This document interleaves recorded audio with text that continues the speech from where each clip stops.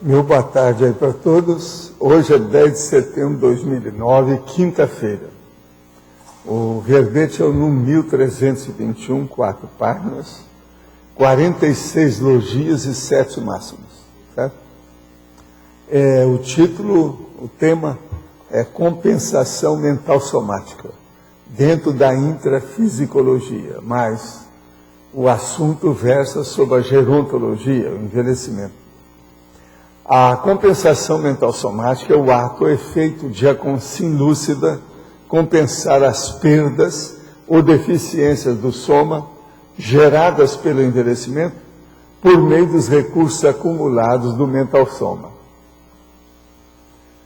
O envelhecimento bem-sucedido, as vantagens dos cabelos brancos, o autogerenciamento das perdas e ganhos, a restrição somática pelas perdas do envelhecimento, a criatividade aplicada à vida prática, as estratégias compensatórias da vida intelectual, a compensação dos declínios irrecuperáveis com habilidades preservadas, a eficácia no uso de recursos auxiliares para a manutenção da produtividade, o aspecto produtivo, racional da longevidade humana, o otimismo para se viver produtivamente na dimensão humana, as perdas advindas do envelhecimento do soma a serem compensadas em cada pessoa, as mazelas pessoais cronicificadas,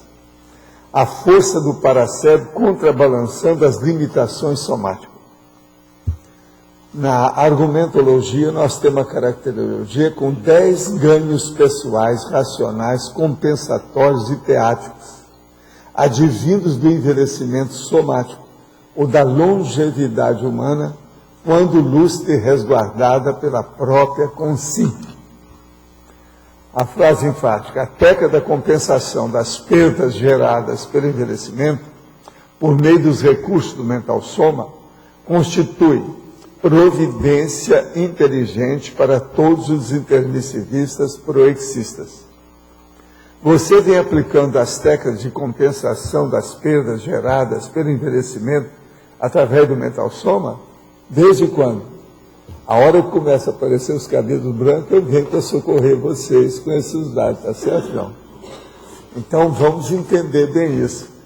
Segundo o Haroldo lá, eu sou um cara obsessivo nessa questão de corpo e tomar conta da idade, etc. Tal. Ele escreveu isso lá na microbiografia. Em parte ele tem razão.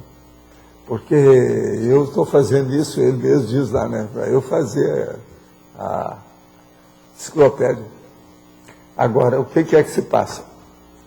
A base disso aqui é o seguinte, não sou eu que criei essa ideia, não. Essa ideia é antiga, é da gerontologia, logo que ela foi criada, a geriatria também.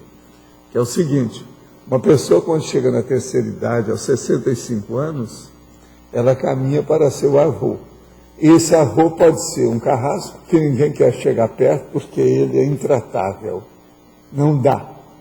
Ou se não, pode ser o velhinho, que todo mundo gosta, etc, tal, representando o Papai Noel, tal. Entende? Eu procurei fazer esse segundo tipo. É tanto que eu pareço Papai Noel em certos lugares, a meninada toda vem, de vez em quando eu tenho que ter bala para dar para o povo, tal.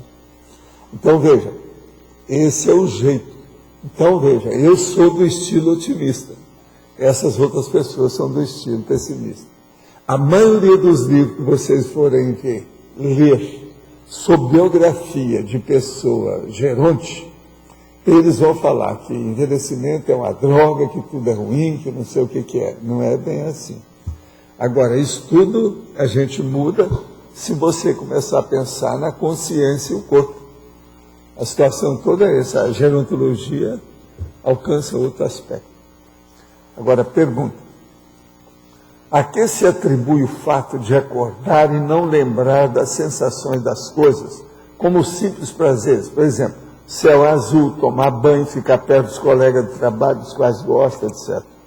A primeira coisa é o seguinte, uma coisa é você ter assim, o pensamento lúcido, concreto, claro, onde você está tem acesso a todos os seus atributos mentais, é só pegar e usar. Todos os atributos mentais somáticos. Agora, outra coisa é a hora que você apaga, desliga uma porção de setores, é igualzinho o desligamento de luz. Você vai lá e vai desligando os disjuntores. Então, na hora que a pessoa dorme, tem uma porção de disjuntor que fica fora de uso. Ele fica desativado temporariamente. Então, a pessoa não tem ligação uma coisa com outra. Hoje em dia, pela a neurociência, a antiga neurologia, já se explica muita coisa através do cérebro, faz até pesquisa aí através de todos os aparelhos, né? Isso, então, tem dado um esclarecimento maior para essa situação. Mas o problema é esse. Agora, quando a pessoa junta as duas memórias, a situação é outra. Ela é outra personalidade. É aí que entra o projetor consciente, etc. Tal. Em relação à dificuldade de lembrarmos-nos do sonho, o senhor tem algum conselho para facilitar a lembrança do mesmo? Sim.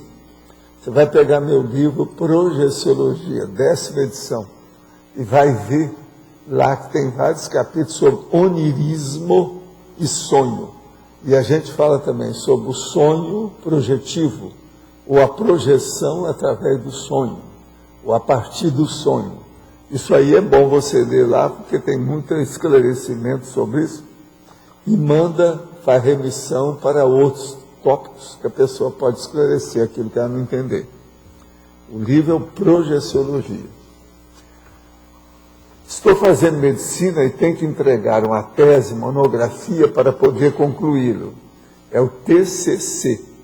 Gostaria de saber se existe algum tema conscienciológico que se aproximasse do campo médico. Assim aproveitaria a necessidade de se fazer essa monografia, aliando com o prazer dos meus estudos conscienciológicos. Está aí uma coisa, quem é que é médico? Tem algum médico aí hoje na plateia? É só o Hernandes, quem mais? Só. Mas, Hernandes, o negócio aqui é a gente falar para ele, para ler meus livros, que a gente fala sobre o processo da paragenética. Mas veja, isso, como é que ele vai pôr nesse negócio? Pode, a psicossomática pode. Agora, seria bom ele ver meus livros, aonde a gente toca nisso. Você pega meus livros aí, esses meus livros maiores, os catataus, e vê pelo índice remissivo os temas. Agora, uma coisa que é séria, a psicossomática, é o processo da paragenética, o problema do macrosoma. Só para ter uma ideia, porque ali vai falar de outros assuntos também. O macrosoma, eu acho que para uma pessoa assim vai ficar meio complicado aí para ele. Vai, agora, todos eles vai ficar complicado. Paragenética, aí eu já estou falando, porque ele vai ficar. Para a paragenética ele vai ficar mais ainda. Para começar. Agora, o ideal seria ele ver o Projeciologia, os 700 experimentos, tem muita coisa. Na psicossomática, ele vai entender a questão do holopensene, certo? Fixando também a paragenética. Então vai ser importantíssimo para ele, e ele vai ficar numa coisa que, se for apresentar uma coisa... outra coisa também, conscienciológica, vai ter problema. você sabia, nesse caso, é o conscienciograma. O conscienciograma. O conscienciograma ajuda, porque toca no assunto ali. Agora ele vai ter faz uma pergunta cretina para ele mesmo. Agora ele vai ter que fazer de uma forma que depois ele não vai ter complicação com a banca que vai ser. Isso vai sempre ter. Se ele está querendo, agora ele pode entender uma opção de coisa e falar pouco. Ele entende mais e fica quieto. Gente, isso aqui é o jornal, sabe, de ontem. De ontem não, esse é o de ontem, quarta-feira, foi ontem. Isso aqui é o jornal, o caderno de turismo, sabe, da Gazeta do Iguaçu. E tem esse aqui, atrativos turísticos. São 6 atrativos. O 5º é o CAEC. Tá certo? Isso eles estão fazendo propaganda de turismo toda na região toda. Agora, o que está falando do CAEC? CAEC, o Centro de Autoestudo da Conscienciologia. Não é uma religião ou um credo. A proposta é trabalhar cientificamente assuntos que antes eram exclusivos de religiões. O CAEC aceita visitantes agendados para conhecer o espaço, as coleções, tecas de livros, artefatos, gibis, que ajudam a entender o processo da inteligência e da consciência, quer dizer, a pessoa, estou falando aqui, os laboratórios, toda a área do CAEC foi declarada bairro e leva o nome de Cognópolis. O seu agente de viagem saberá entrar em contato com o centro e agendar uma visita. O centro de pesquisa é servido pela linha de ônibus 280 TTU, Jardim São Roque. A parada de ônibus é na esquina, onde fica Rua da Cosmoética, 11, bairro Cognópolis. Quando a combinar, www.caec.org. Aqui. Está tudo aí, dessa vez está tudo assim, institucionalizado. De modo que se vocês não conhecem o CAEC, então, vamos falar lá para a turma. Se você não conhece, a situação é essa. Já estão dando aí até o ônibus, né? Para chegar aqui. Agora, gente, eu estou começando a ler os originais do livro da Marina e do Antônio sobre o vocabulário da conscienciologia em relação ao idioma português e o processo dessa nova ortografia, etc. Tal. O livro está muito bem feito. Sabe como é que é? Você vai gostar do livro quando você ver.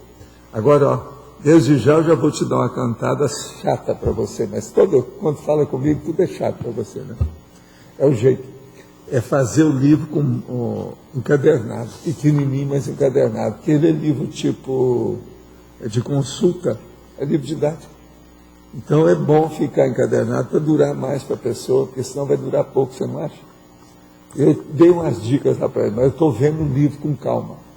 Porque eles me pediram, me deram prazo para reler o livro com calma, sabe? Mas eu estou gostando muito, está muito bem feito o livro. Agora, eu queria pedir uma coisa para você, enquanto a turma está aqui, que a Rosa também está, ela pode ajudar você nisso. Eu estou querendo escrever uma coisa que eu não sei se o título vai ser esse, mas o caso é o seguinte, é um verbete chamado autorado holocármico. Isso é dentro da holocarmologia. Isso é para eu dar umas ideias novas para a turma do autorado conscienciológico. Aí o povo está fazendo livro, vocês. Então, o que é que vem a ser isso? Em resumo, a situação seria o seguinte. Eu vou dividir os intelectuais em 3 grupos. Os intelectuais egocármicos, os grupocármicos e os policármicos. O egocármico é todo aquele intelectual que escreveu o livro só ele mesmo, nunca abriu mão de certas coisas, nunca participou de uma escola ele mesmo. Uma coisa muito engraçada nisso, por exemplo, Pietro Baldi, ele só escreveu ele, não é nada. Swedenborg só escreveu as coisas dele. Krishnamurti fez até uma fundação, mas tudo é dele, não tem com outras pessoas assim. Isso eu vou examinar ainda para ver um por um. Agora, o Freud, por exemplo, ele criou uma verdadeira escola, mas ele não criou escola nenhuma, ele brigou com todo mundo, mas ele não fez livro junto, né? Parece que não. Foi só ele. Então, veja, esse é o egocármico. Agora, o grupo kármico, por exemplo, o Adorno, o Horkheimer, aqueles negócios da escola de Frankfurt, o Circo de Viena, aquele povo todo era grupo kármico. Agora, o nosso aqui, nós ultrapassamos o ego-karma e o grupo-karma. Nós somos do holokarma. É o que eu tenho tentado fazer com a minha vida. Então, veja, o que é o polikarma? É esse que tem a coautoria. Eu, por exemplo, faço as bibliografias exaustivas. As antologias estão começando a chegar, igual esse, por exemplo, do Antônio com a Marina, é coautoria. Agora, os prefácios, por exemplo, que eu tenho feito, isso tudo diz respeito ao processo da intelectualidade policármica. Agora, outra coisa, você sabe que eu tenho, só com o Chico Xavier, eu tenho 17 obras com ele. Isso é coautoria. A Voz do Paraná, esse livro que saiu aí agora, é isso aí, é policármico. Você entendeu? Outra coisa, a enciclopédia, a hora que eu colocar aí vocês, eu queria colocar aí pelo menos 200 de vocês lá dentro. Isso é policármico. Outra coisa, os prefácios que eu faço, que isso eu já tenho feito. Eu já fiz até agora uns 10 prefácios que tem por aí, né? Entende? Eu amanhã, se tiver um monte de prefácio, posso fazer até um livro, do jeito que eles fizeram com Monteiro Lobato. Entende? Fazer um livrinho só de prefácio. Agora, outra coisa, a bibliografia do jeito que eu faço, a exaustiva, isso também é Policarpo. Agora, eu quero especificar isso. Agora, vê se você lembra de autores que sirvam como exemplo para a gente colocar. Agora, se eu for citar o autor, eu tenho que colocar também a datação dele, no nome, tudo direitinho, tá certo? Agora, o problema que eu quero escrever lá alguma coisa também é assim, ó. Eu vou fazer, no caso aí, levantar a lembre, chamar a atenção para a reunião na encruzilhada das ideias de autores de diferentes formações culturais e tendências filosóficas diversas.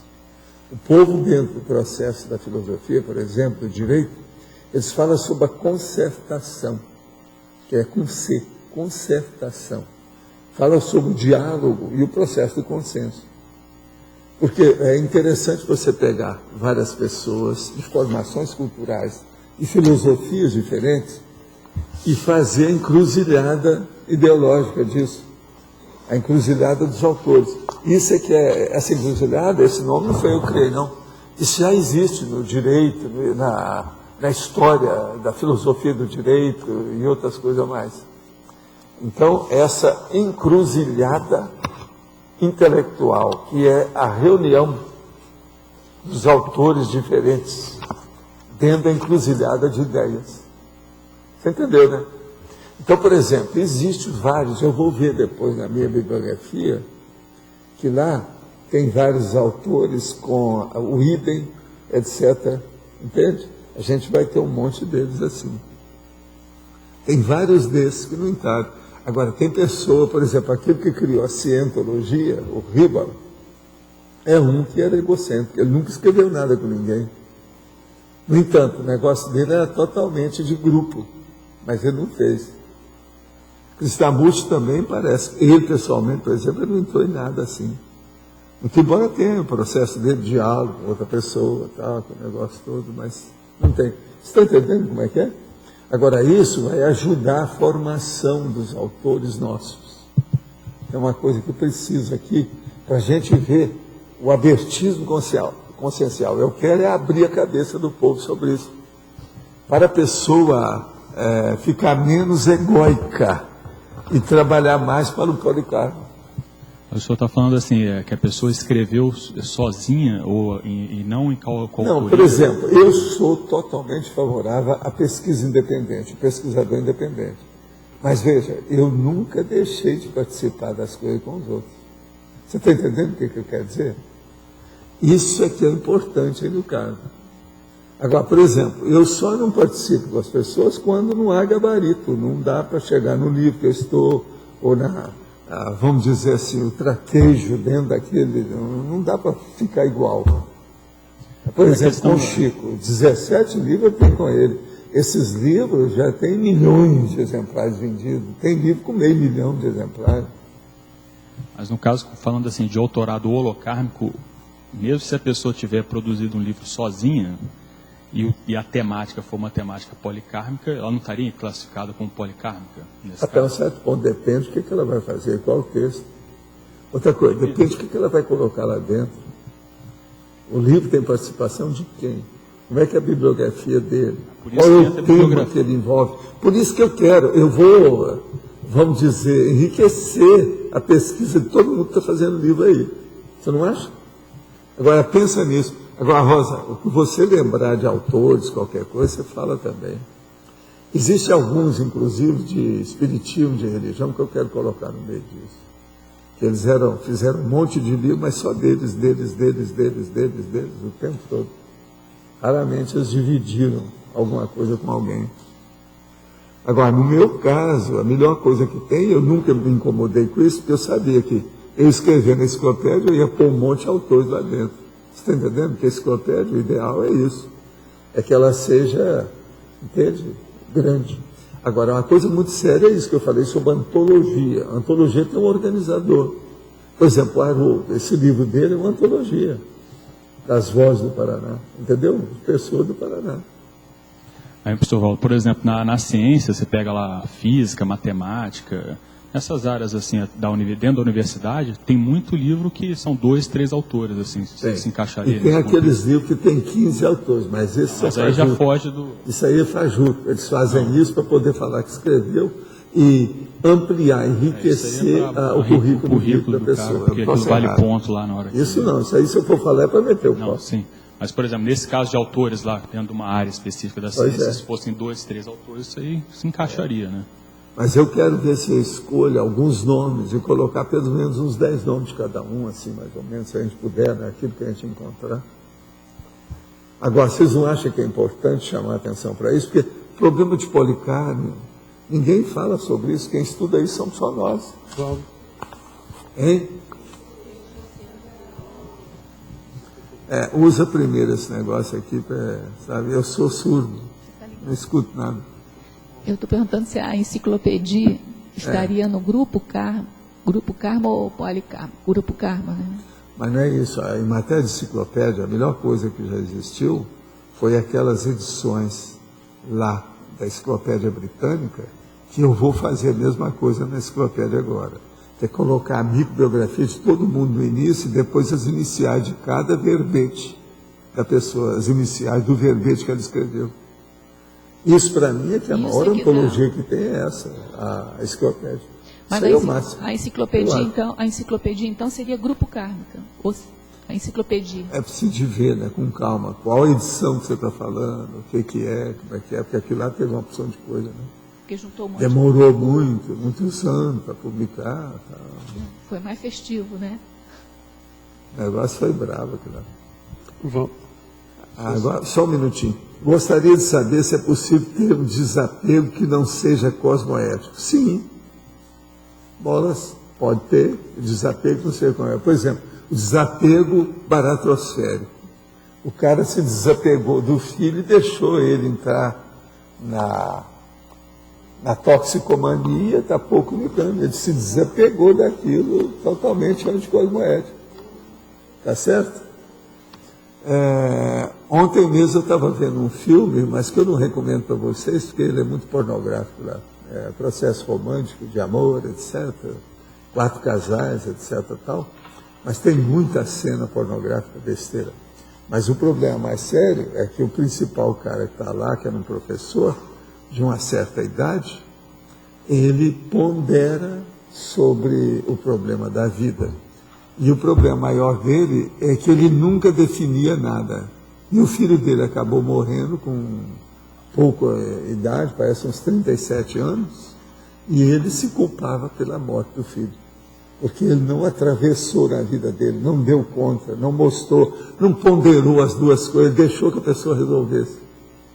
Então ele era frágil, fraco, a personalidade. Aí o filme é para mostrar isso, que no fim ele então tomou atitude no fim. Avançou num cara lá que queria matar a moça, que o pai estava falando que o filho morreu por causa da culpa da moça que arranjou e casou com ele. Sendo que o filho tinha uma lesão cardíaca de nascença, você está entendendo? Então o cara entrou e tomou atitude. Aquilo foi para mostrar a atitude dele. Agora, veja, essas coisas existem na vida humana. Né? A gente tem que, às vezes, falar. Um pai, por exemplo, esse pai lá do filme, ele desapegou totalmente do filho. E passou o resto da vida. Depois que o menino morreu, o rapaz morreu, ele passou se culpando. Com autoculpa, devido àquilo. Devido o quê? Falta de testosterona dele para definir as coisas, ver o que é que podia fazer. Agora, ó, existe muita gente assim. E eu conheço a opção de pais assim. Esses pais que deixam a criança tudo de qualquer jeito. Pois é. Então, esse processo de desapego depende do que é. Agora, ó, falando em desapego, a gente não pode esquecer aquela minha orientação que eu sempre falo. Uma das coisas mais difíceis que tem é o povo, de modo geral, entender o que é apego e o que é desapego. Os dois são importantes. A pessoa tem que ser apegada a certas coisas e ela tem que ser desapegada a outras. Se eu não fosse apegado às coleções que eu fiz, nós não teríamos holoteca. Vocês estão entendendo isso ou não? Tem lógica isso que eu estou falando? Você está entendendo? Eu teria que ter apego ao processo. No entanto, eu sou desapegado. Porque só de biblioteca que eu dei, eu comprei um monte. Mas o que eu dei também, eu tenho umas 10 que eu dei. Tem uma que eu sempre conto aí, que até a minha mãe entrou. Mas, meu filho, você não pode dar essa biblioteca para os outros, é muito livro. Eu vejo isso tudo e falo assim, minha mãe, isso tudo é duplicata. Mas você tem duplicata? Tem duplicata de tudo isso. Então, sabe por quê? E era uma parte só que a minha mãe viu. Eu não mostrei tudo. Eram alguns milhares de livros que eu estava dando, sabe? Mais ou menos aí uns 8 por aí, 8 mil. Agora, na casa lá, tinha só escolhido, num pedaço distante, tinha 600 obras. Ela conhecia, porque estava na casa dela, que era diferente da minha. Então, estava tudo lá. E eu peguei aquilo tudo, disse tudo e mandei lá para os caras, para fazer uma obra de assistência social lá, uma biblioteca. Agora, muitas eu dei desse jeito. Agora, veja, eu sou apegado e sou desapegado. Você tem que ser apegado daquilo que você faz. Por exemplo, o apego na questão do J. Cristo. J. Cristo foi o cara que inaugurou a autopromoção. Eu tenho que ser apegado ao trabalho que eu faço e falar disso. Se eu não falasse dos meus livros, Hernandes, quem é que ia falar? Se eu não fizesse promoção dos meus livros, vocês não teriam chegado aqui. Eu tenho que fazer isso. Então, veja, há um apego também autopromocional que não é cabotino. Você está entendendo o que ele quer dizer? Agora, para mim, foi um custo até entender isso. Eu estive conversando com um monte de gente, inclusive da jurisprudência, para ver como é que era. A última que aconteceu foi quando nós fomos fazer o Instituto, o processo da conscienciologia, projeciologia, etc. Então eu cheguei um monte de advogado, inclusive o meu amigo lá, sabe, o Benito Carelli, e colocamos todo mundo lá e falou assim, olha, qual é o tipo de instituição que eu devo fundar que é melhor? Pessoal, você tem que fundar um instituto, nada de fundação, e outra coisa, não pode ser outra pessoa, é você. E outra coisa, você tem que ficar lá até quando puder. Eu disse, não, mas eu não quero fazer centralização de nada, eu quero distribuir. Eu falei assim, no início tem que ser você. Depois você distribui tudo. Agora veja, tudo estudado. Essas pessoas eram tudo especialistas em fundação, empresa, instituição, instituto, escola, educandário, tudo. E outra coisa, eles estavam certos. Depois disso, teve gente que queria fazer fundação com o instituto, queria fazer isso, queria fazer aquilo. Eu falei assim, não dá. A fundação não dá certo porque você entra na questão do governo e tem, então, um camarada, um auditor que fica olhando tudo aquilo. Você tem todo dia que apresentar aquilo. Isso não rende nada para o trabalho no fim. Não dá nada. Ainda mais o governo do Brasil.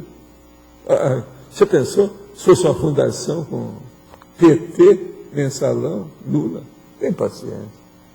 Então, veja, eu estudei. Então, vocês vejam, há um processo de que você tem que ser apegado e que você tem que desapegado. Então, a pessoa fala assim na religião, não, você tem que ser desapegado, você tem que dar as coisas para os outros, dar a sua vida para os outros. Eu pego, dou minha roupa e saio pelado, eu vou para a cadeia. Como é que eu vou dar tudo que eu tenho? Isso sempre era o meu argumento para mostrar para esse povo como a burrice nesse radicalismo da história, que não é assim. O negócio é a gente ficar entre as duas bandas da situação. É o apego e o desapego, depende do que é. E a gente entender isso bem. Outra pergunta, como ajudar o geronte no processo de instalar de demência senil?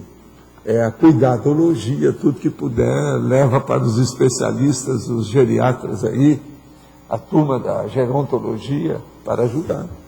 E a cuidadologia, que não é fácil. Eu mesmo já fiz verbete sobre esse assunto. Não é fácil, não.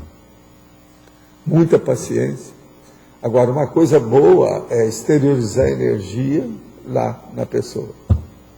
Principalmente quando ela estiver dormindo.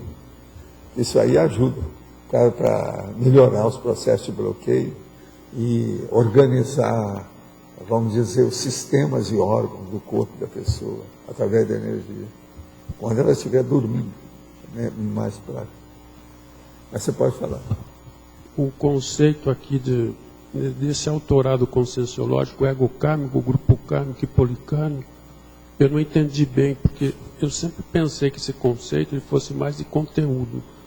Agora estava dizendo que é egocármico se a pessoa faz o livro sozinha, mas e o conteúdo, grupo kármico e policármico? Aí eu não entendi nada.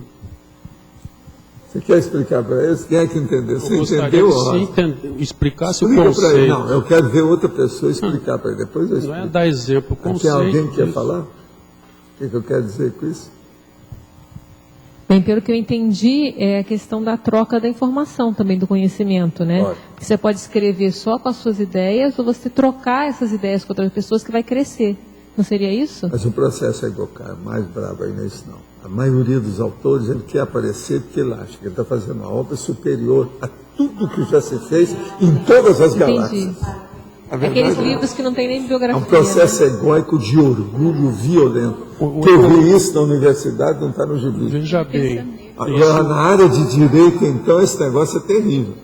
isso é egocármico. Ela falou, também sabia disso. Agora, o livro, o grupo kármico é de fazer em conjunto ou é também o conteúdo? Nós aqui temos grupo K, mas isso é o arroz com feijão, trivial, variado. Agora, o caminho que eu desejo é colocar todo mundo aqui no policármico. O Estou certo policármico, nisso? eu sempre entendi que um assunto profundo da conscienciologia é policármico. Agora, se a pessoa Não, ele é. Mas de que modo que ele é apresentável? Ele é apresentado, às vezes, fazer em conjunto com a- egocarmicamente. fazer em conjunto com a comunidade, Seria grupo kármico. então junta as duas coisas. Junto. É isso que eu Mas, na queria verdade, saber. é que nós queremos é eliminar o ego-karma, superar o grupo karma e ficar com o polikarma. Vê se me entende. Mas talvez... Com isso, eu vou fazer também, pouco a pouco, forçando a barra, dar mais informação para os autores do que é polikarma. Aí, para você mesmo, ó, já comecei a funcionar com você. Sei. Você já está começando a levantar a lé boa Levantei para a todo leva. mundo. Agora, porque quando se faz o livro, ele de qualquer forma se usa ideias, bibliografia. É lógico, é bom. No meu livro também estou usando o máximo, interagir com os outros, passar para várias pessoas. Isso é uma coisa. Agora o conteúdo junta, porque Agora, não tem como Rosa, deixar o conteúdo de lado, Aqui, ó, Policarpo. você segura a mão do... porque senão ele vai bater em você. Ele é italiano. Segura a mão dele na hora que ele for falar. Sabe? Não Se tem tiver do como- seu lado. Aí. Não tem como desconectar do conteúdo junto, as duas coisas. Ou é isso o que eu entendo, não sei se também estou certo. Né? Não, agora o problema é o seguinte, o que eu quero é que as pessoas entendam que quanto mais a abertismo consciencial ela tenha, melhor para ela, em primeiro lugar, e melhor para todo mundo. Agora, com isso, ela vai fazer o quê? Ela vai, isso é que eu quero colocar lá, e é bom até você escrever isso aí para mim, viu, Adriana? Ela vai começar a enriquecer o auto-revezamento, que vai ficar, na verdade, um grupo revezamento. Você entendeu isso? Você entendeu? É que esse abertismo, pelo que eu entendi, ele vai facilitar, vamos dizer, em direção à policarmalidade, o abertismo. Mas ele Agora, mexe... você está entendendo o auto-revezamento? Agora nós vamos caminhar para um poli-revezamento com o passar do tempo. Por exemplo, a minha enciclopédia, olha o nome que eu estou usando, a minha enciclopédia vai ser poli-revezadora. Todos vocês vão estar lá dentro, vocês vão estar presos com grilhão comigo. Vocês têm que me aguentar. Você já pensou, Adindário, você tem que me aguentar? Então, mas Não é fácil. Olha o que eu sou, não sou. Como diz o João, como é que eu sou? Eu sou exigente. eu sou entendi exigente. assim, se você me corrija se eu estiver errado aqui no Sim. quadro. Esse abertismo consciencial é que vai gerar também esse conteúdo que é o não Amplo, policarpo, profundo, policarpo. abrangente e cosmofisiológico. Agora, a cosmovisão fraterna, que é o problema do universalismo. Está entendendo? Você está entendendo tudo agora, é isso aí. É isso aí. Ó. Você já começou a fazer o que eu estou querendo, é isso aí. Eu quero ampliar o espírito da coisa policármica. Agora outra coisa prática. Eu pego um livro, principalmente, quando eu pego aqui da Conscienciologia, principalmente egocármico, grupo kármico, também policármico, mas como identifico eu, analisando o livro, vou identificar se ele é egocármico, o que o pessoal vai fazer. Você vai saber logo, outra coisa, você vai começar a excluir tudo do povo super orgulhoso, egocêntrico, que vai ter. É um monte de autores, são super egocêntricos. O cara faz aquele monte de livro, só ele, não participa nada, não indica nada. Na universidade eles fazem isso porque a própria universidade é que exige. Mas quando a pessoa vai fazer uma obra, principalmente obra-prima, uma coisa dela, ela não põe ninguém. É um monte de gente assim, pode olhar. A coisa é séria. Que tem também aquela coisa de mestrado aí que tem... Aqui um que eu quero pôr também, o Humberto Roden. Humberto Roden é o que escreveu. Eu sei que tinha um monte de livro, eu não vi nenhum junto. Um outro que tem é o Castaneda. Castaneda, você sabe, ele era antropólogo. Né? Mas a pessoa, ela vai analisar o livro, ela teria que ler ele inteiro, sei lá, ou pelo menos uma parte, para ela tirar a conclusão. Certo, e daí? Ou não? Não, porque o pessoal vai fazer esse trabalho também, e estou vendo... Mas agora, o que eu quero é fazer uma síntese disso, seja didática, para o povo entender e caminhar para o policármico. Nós aqui vamos ter muitos livros de coautoria, vocês podem esperar que isso vai ser inevitável. Nesse contexto, o senhor está colocando a tendência que as mega GESCONs aí do pessoal da Conscienciologia que chegue mais para coisas, para livros de coautoria, você acha isso? E fazendo antologias, porque nós vamos precisar. O nível que a Conscienciologia tem, é aquilo que eu falo, a Conscienciologia é a ciência das ciências, é a mega ciência. Que ela é mais abrangente que qualquer outra coisa. Eu desafio qualquer um a mostrar um universo maior de ciência do que a Conscienciologia tem. Ela é tudo, é o cosmos. Então, com isso, nós temos que ser também tudo. Tem que pegar todo mundo. O ideal seria a humanidade escrever um livro sobre a humanidade. Esse que seria o meu polikarma, do meu sonho de consumo. Isso é impossível. Na prática, isso não funciona. Você pensou? Você fazer um recenseamento na Terra. Vamos fazer aí o processo da história do planeta Terra. Todo mundo é autor. Todo mundo vai participar. 7 bilhões de autores. Isso seria ideal, né? Mas é impossível. Agora, o caminho vai ser isso cada vez mais. Agora, veja, mesmo se fizesse esse livro, você sabe, ele ainda seria muito pequenininho, né? Que vai faltar, por exemplo, a Crystal lá, minha gatinha, dando opinião. Vai faltar, por exemplo, a Bela falando a opinião dela. O ornitorrinco não disse nada. Entende? Como é que fica? Agora, então, é necessário, né?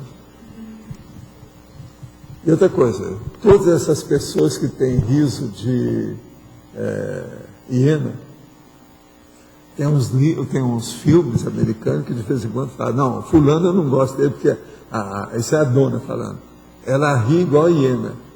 Eu não quero saber. É a gargalhada de hiena, eu não quero saber dela. Entendeu?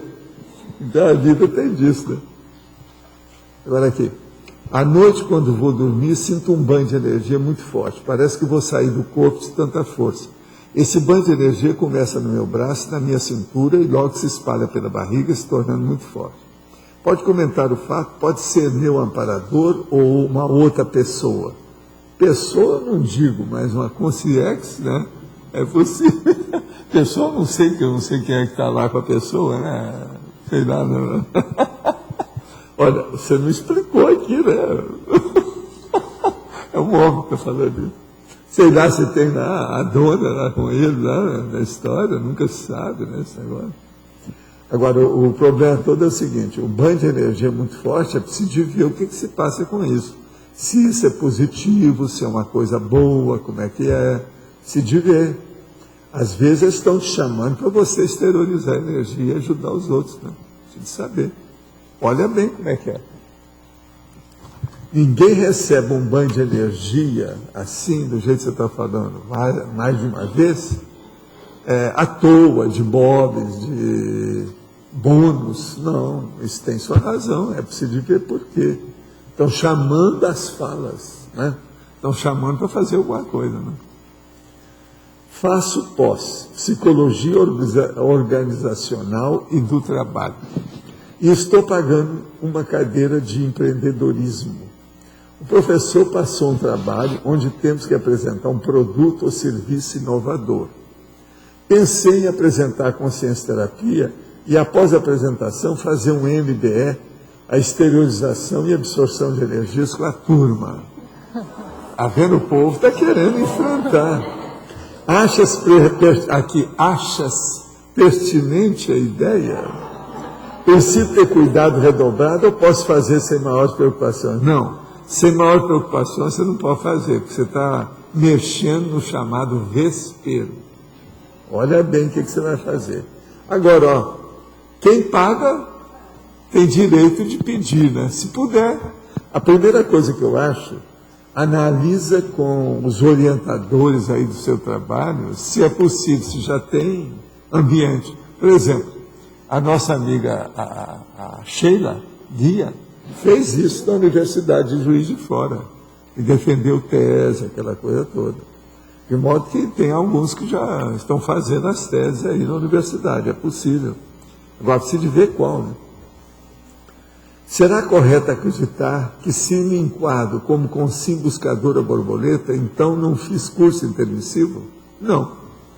Tem uma porção de gente que vem, vira buscador borboleta, até que chega aqui, encontra o Hernandes, aí muda a vida. Não é isso? Através de uma palestra, um curso que ele deu lá no fim do mundo, mudou. Quantos você já não fez isso? O Mário também aí, o Mário da Adriana, a mesma coisa. Aí um monte dessa turma aí que roda por aí. Quantos você não fizeram? Então isso tudo, né? O João mesmo também. Tem um monte aí. Agora, o Adélio, tri parada dura. É a parada dura, não é fácil. Professor, então vamos entender. Eu queria saber sobre a relação da inteligência emocional, se ela não seria uma forma ilusória ou até falsa de compensação mental somática. Não, a inteligência emocional, eles fizeram isso devido aos processos lá daquele nosso amigo que fez a listagem das inteligências. Então ele começou, arranjou isso. É uma saída. Isso é mais emocional, é para mexer com os artistas, para vender, fazer média, etc. Tal. Agora, não há dúvida que existe a inteligência emocional. Do jeito que existe a inteligência esportiva, do jeito que existe a inteligência psicomotriz, tudo existe. Do jeito que existe uma inteligência gastrosomática, tudo isso tem. Do jeito que tem uma inteligência sexossomática, essas coisas tudo existem. Então, tem sua razão de ser e tem lugar, a praça tem lugar para essa turma toda e para todos esses tipos de inteligência.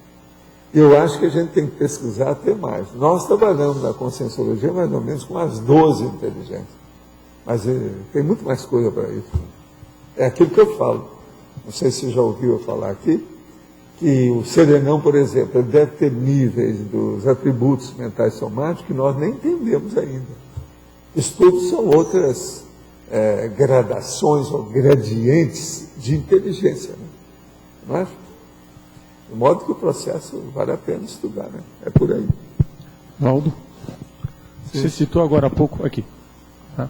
Você citou agora há pouco o Berto Roden, tá? Eu queria saber a sua opinião sobre ele e por que ele tinha tanta resistência em admitir a teoria da série X. A teoria de quê? Da série X. Ah, sim, mas isso tem um monte de gente assim, né? Swedenborg também foi assim. O pior da história é que também aquele nosso amigo,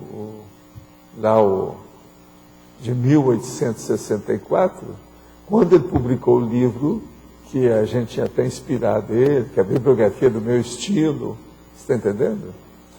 Ele era contra. Aí ele foi estudar, depois que o livro saiu, conversou com muita gente, houve uma opção de coisa. Na segunda edição ele admitiu que existia, admitia, ficou convicto do processo. Agora, a coisa mais séria é o seguinte, o Humberto Roden mostra que ele era um teoricão, né? Ele era teoricão demais, ele não fazia nada disso na prática. Então, tudo que ele tinha de parapsiquismo era muito pobre. Uma pessoa que não admite a Seriex é porque não tem parapsiquismo. Qualquer um que começa a desenvolver o parapsiquismo vai admitir o problema do processo. Por quê? A hora que você descoincide, há uma recuperação de consciência. Isso amplia o seu nível de lucidez. Aumentando o nível de lucidez, vem as retrocognições. Com as retrocognições, você vai lembrar de coisa que não encaixa nessa vida. E outra coisa, ou a pessoa acerta nisso, ou ela fica doida. Eu já encontrei epilético que ficou doido por causa disso. Ele lembrava daquelas coisas todas e não tinha jeito de colocar aquilo nessa vida. Onde é que vai pôr? Porque a epilepsia altera todo o processo mnemônico, né, da memória. Agora, durante a crise, a pessoa tem uma recorrência de um fato que às vezes criou e desencadeou a irritação cerebral. Então ele lembrava daquilo e não tinha jeito de encaixar aquilo. O cara estava ficando doido por causa disso. Não era por causa da epilepsia. Por causa das lembranças recorrentes do processo. Agora, aquilo ali tinha uma série terrível. A hora que a gente afastou o assediador, nunca mais ele teve as crônicas e tônicas grandonas, sabe? De gramal. Nunca mais teve. Melhorou. Então, por aí a gente vê como é que é isso. A aura epilética, por exemplo, quase sempre, em alguns casos, ela demonstra, exibe, aponta, demonstra claramente a recorrência de um episódio. Esse episódio, então, é a hora que o cara chega perto do outro e irrita. Aquilo vem as lembranças todas. O negócio desencadeia a crise, entende? É o ataque epilético. Agora, isso foi das coisas que eu andei estudando e vi direitinho, por dentro de mim, né, vendo aquilo agora. Isso é horrível.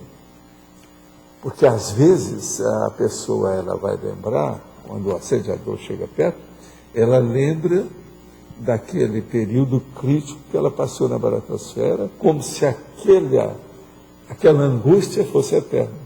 Não tinha saída para ela. Agora, o que você sente dentro de você é a pior coisa que uma pessoa pode sentir. Entende? Agora, João, eu andei estudando certas crises de pânico, que o cara também estava com isso. A mesma coisa lá no Rio, eu vim em casa assim. A hora que eu comecei a deslindar, explicar para ele o que era, começou a ficar tudo às claras. Aí ele começou a se fortalecer, não tem mais crise. Agora veja, crise de pânico e epilepsia. Eu nunca vi juntar uma coisa dessa com uma com a outra. No entanto, encaixa perfeito, tudo por causa do passado. Agora, tudo isso, epilepsia, crise de pânico, esse negócio todo, assédio, de modo geral, precisa de estudar o processo da paragenética, o passado da pessoa e as retrocognições. Senão, ninguém vai entender isso bem. Tem lógica isso que eu estou falando? Pensa bem. Examina bem. Sovaldo, voltando no autorado holocármico, os pandectas pode ser considerado um autorado holocármico? Sim. Sim. Até um certo ponto. Agora, dentro do direito, só acontece isso quando o próprio direito exige. Mas tem muito autor que é só ele. Defende aquelas teses e fica a vida inteira só ele. Sovaldo. E faz uma biblioteca própria, específica da bibliografia dele, e faz muita questão daquilo. Já vi isso demais. Na primeira versão, que foi a versão de Papiniani, daquele grupo, Sim. que na verdade foi a mais clássica, a mais original, também foi um autorado holocármico? Foi. Lá já era a ideia. Agora, veja, são jurisconsulto, né? Foi dali que partiu o resto. Matéria de direito. Mas agora ainda tem muito autor, são muito cheios de si, né? Certos juízes, certas pessoas. O cara, a hora que põe uma toga, ele acha que ele é o Deus na Terra. Né? É o Deus grego em pessoa. É o Zeus. O Zeus né? O povo gosta de falar é Zeus, né? É que o outro fala lá, não, é Zeus, porque é Céus. Zeus.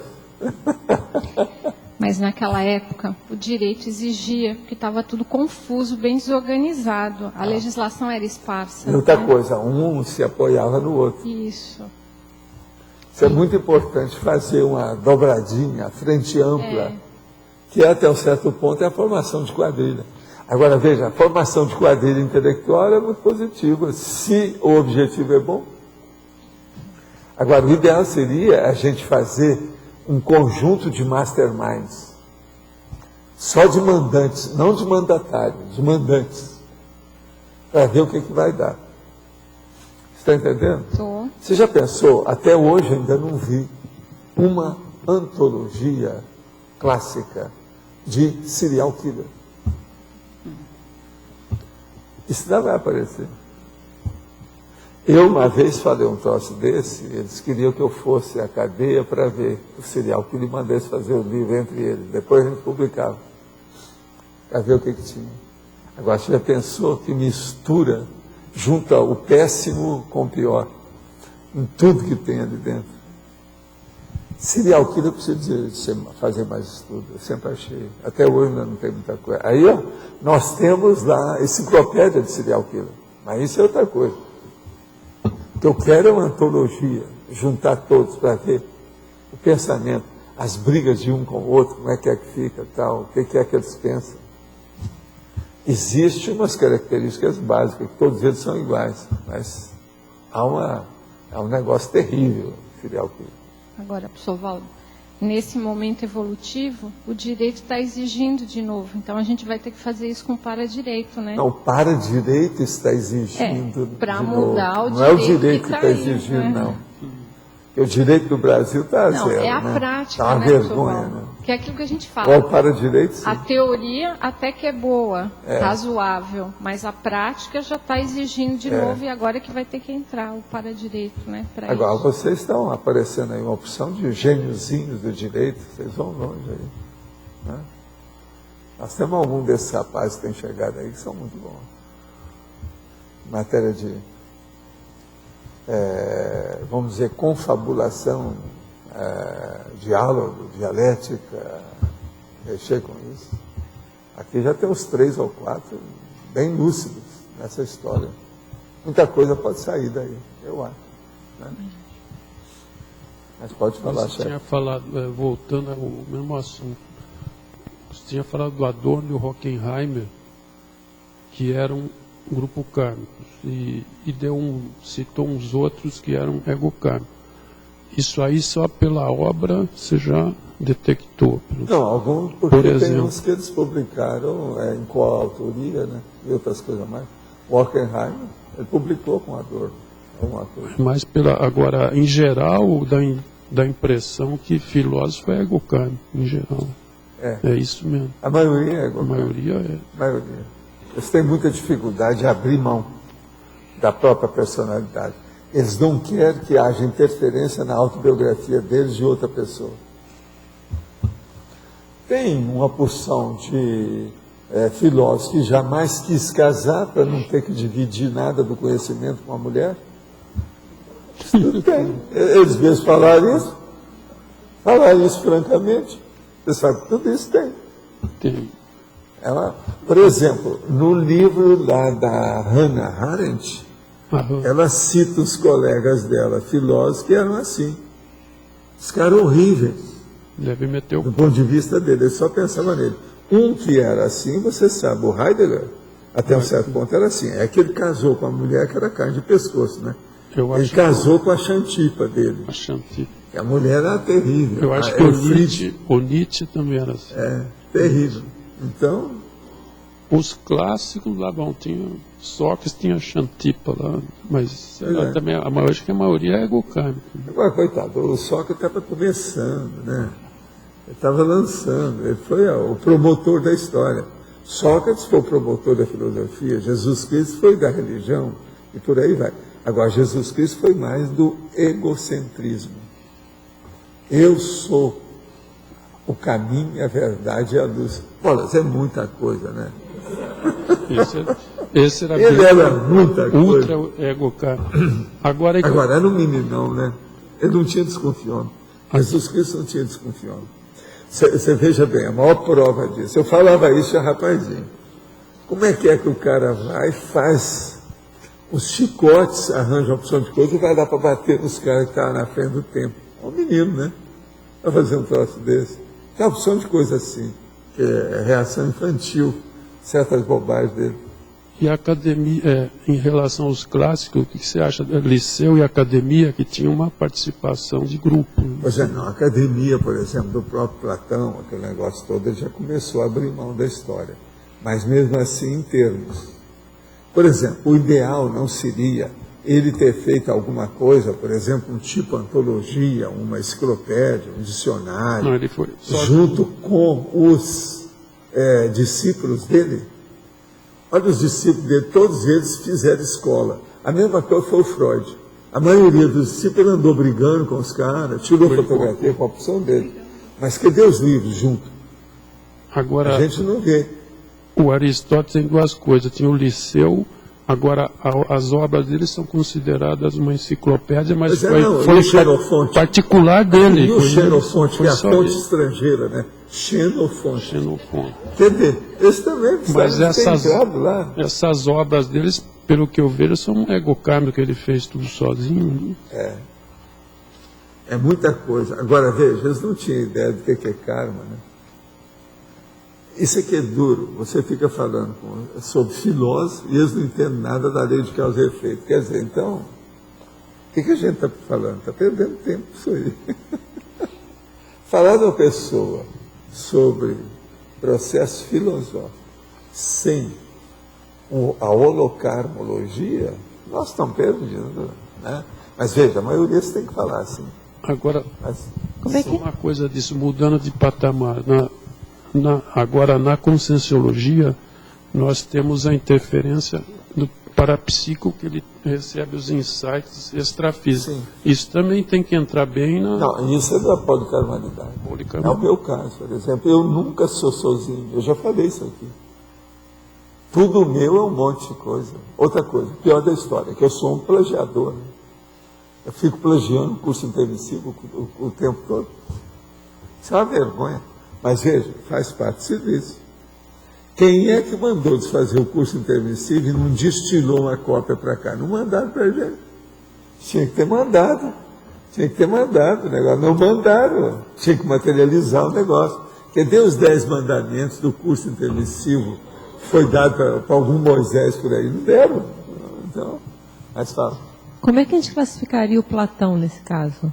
Porque ele Platão. escreveu do Sócrates, né? Não, Platão era fora de série por causa do processo Então, mas ele da seria academia ego, não, e o grupo? problema dele de escrever. Porque o próprio Sócrates, você sabe que ele, pessoalmente, ele era contra o negócio de escrever. Ele era muito boboca nisso, muito primário. E outra coisa, o Sócrates não foi muito influenciado por outros antes dele. Ele foi uma espécie de corifeu. Ele começou uma coisa, que é o processo do estudo da sabedoria. Você não acha isso? Que, antes dele, eles não tinham muito contato. E outra coisa, a comunicação não era igual à nossa. Ele podia ter visto algumas coisas por exemplo, o processo chinês, o processo egípcio. Gente, o egípcio tinha um monte de coisa. Tem muita coisa que sumiu, que ninguém está sabendo o que é, mas havia um processo de civilização ali dentro, violento, e isso é muito, o negócio é muito antigo. E os Ashoka da vida, esses caras lá, o processo chinês, aquelas coisas todas, tudo isso se perdeu, ou não teve uma ligação um com o outro. Né? Agora veja, nós também não podemos ficar aqui o dia inteiro falando de história. Isso é passado. O problema de estudar um negócio é agora. Resolver, porque tem aí um big curso intermissivo pela frente, que a gente tem que deglutir isso. Como? O Sócrates não enfrentou, o Platão não enfrentou. O que nós estamos enfrentando com o curso intermissivo é muito pior do que isso tudo. Muito mais abrangente, muito mais demolidor. O processo entramos dentro de uma empresa de demolição. É a desconstrução generalizada. Reveja a hora que a gente vai, você fica pensando as coisas na ciência convencional. Chega no processo parapsíquico, você não pensa nada. Ela não fornece niente. Neca de biribitiba. Não tem nada lá que pode te ajudar. Zero à esquerdíssima. Mas não adianta. Eu quero ver a essência, conteúdo, cerne. Né? Mas o que você queria falar?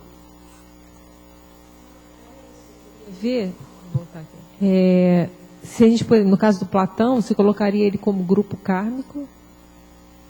Ou porque teve academia? Não, eu só queria entender o raciocínio aí, como é que a gente de qualquer maneira, ele é grupo kármico, ele não é sozinho. Por porque ele fez academia. Porque ele repetiu tudo do Sócrates. Foi ele que pegou o Sócrates, era o mestre também, dele, né? ele era um discípulo. Ele pegou. Agora, tem outros que foram também, o Xenofonte também. Xenofonte também. Agora, o caso todo é o seguinte, mas existe aqueles outros que foram do próprio Platão. Esse também tem que colocar. Pois é. O Aristóteles. Agora, precisa ver de que é, de onde saiu, por quê, o que ele fez. Mas agora, isso não é muito assim esboçante. Estava muito engatinhante, muito jejum, muito calouro, muito primário, noviço. É isso? O processo agora é ver a nossa atualidade aí. Do século XX para cá. Do jeito que eu falei esses nomes, por exemplo, olha os nomes que eu estou falando: Krishnamurti, Pietro Baldi, esse nosso amigo que eu falei aí, está vendo? Tudo isso aí são nomes sérios de pessoas que fizeram força. Mas cadê? Cadê? Aonde? Precisa examinar. Eu não vi nada nesse sentido. Sendo que o Pietro Baldi eu conheci de perto com calma, né, no fim da vida. Eu vi que não tinha nada disso. Agora, esses outros aí também. Tem gente que era muito igual lá, o amigo dele, né? Muito fechado em si mesmo. Mas escreveu um monte de coisa. Agora, mesmo agora, recentemente, tem outros também, assim, eu preciso ver como é que é. Com o século XX, as antologias foram abertas. Muita gente já faz antologia. Então, a antologia já começa a fazer uma abertura. Isso pode ajudar muita gente, e ajudou muita gente. Mas ainda não é isso que eu estou falando. Né? A policarnalidade é mais séria. Quer escrever? Escreva, fala. Ponto de Ainda coisas que as não pessoas é, fazem separadas. mas já é uma abertura. Mas A pessoa já escapou. Entende? Por exemplo, era o caso da gente pegar os livros do Haroldo, aqui ó, pegar os 2 livros do Haroldo e ver dentre aquele povo lá quem é que foi autor que já publicou. Que estaria na mesma condição que eu, no meu caso. Mas eu sou uma pessoa que já tive coautoria. Mas lá a gente teria que estudar se tem algum que já teve que não tem coautoria. Se foi o livro do Haroldo, seria a primeira coautoria dele. Entendeu o que quer dizer? Porque cada microbiografia daquela, muito embora o autor não escreveu, foi outro autor que foi organizador da antologia, aquilo equivale a um capítulo, ou um setor, ou um departamento de antologia.